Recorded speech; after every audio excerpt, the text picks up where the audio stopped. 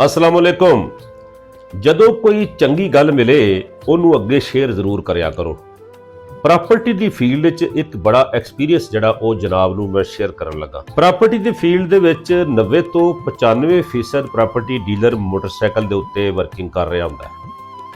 Property ਦੀ field 'ਚ property ਖਰੀਦਣ ਵਾਲਾ ਤੇ ਵੇਚਣ ਵਾਲਾ 90 ਤੋਂ 95% ਜਿਹੜੇ ਲੋਕ ਨੇ ਉਹ ਸਮਝਦੇ ਨੇ ਕਿ ਪ੍ਰਾਪਰਟੀ ਡੀਲਰ ਬੜਾ ਹੀ ਫਰਾਡੀਆ ਹੁੰਦਾ ਹੈ। ਇਹਨਾਂ ਨੂੰ ਕੋਈ ਇਹ ਨਹੀਂ ਸਮਝਾ ਸਕਿਆ ਕਿ ਜੇ ਉਹ ਬੜੇ ਹੀ ਫਰਾਡੀਏ ਹੋਣ ਤੇ ਉਹ ਲੈਂਡ ਕਰੂਜ਼ਰ ਤੇ ਪ੍ਰਾਡੋ ਤੇ ਨਾ ਹੋਣ, ਉਹ ਮੋਟਰਸਾਈਕਲ ਤੇ ਫਿਰਨ।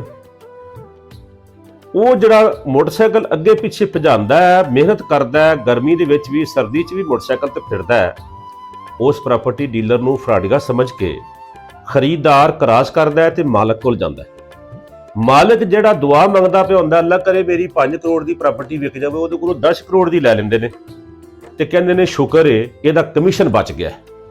ਇਹ ਗੱਲ ਯਾਦ ਰੱਖੋ ਕਿ ਦੁਨੀਆ ਜਹਾਨ ਦਾ ਗੰਦਾ ਤਰੀਨ ਬੰਦਾ ਹੋਏਗਾ, ਸ਼ਰਾਬ ਦੇ ਨਸ਼ੇ 'ਚ ਧੁੱਤ ਹੋਏਗਾ, ਜ਼ਾਨੀ ਹੋਏਗਾ ਨਾ, ਲੇਕਿਨ ਜਦੋਂ ਪ੍ਰਾਪਰਟੀ ਡੀਲਰ ਕੋਲ ਜਾਏਗਾ ਤਾਂ ਉਹ ਆਪਣੇ ਆਪ ਨੂੰ ਉਹਦੇ ਨਾਲੋਂ ਜ਼ਿਆਦਾ ਮੁਅੱਜ਼ਜ਼ ਸਮਝ ਰਿਹਾ ਹੁੰਦਾ ਹੈ।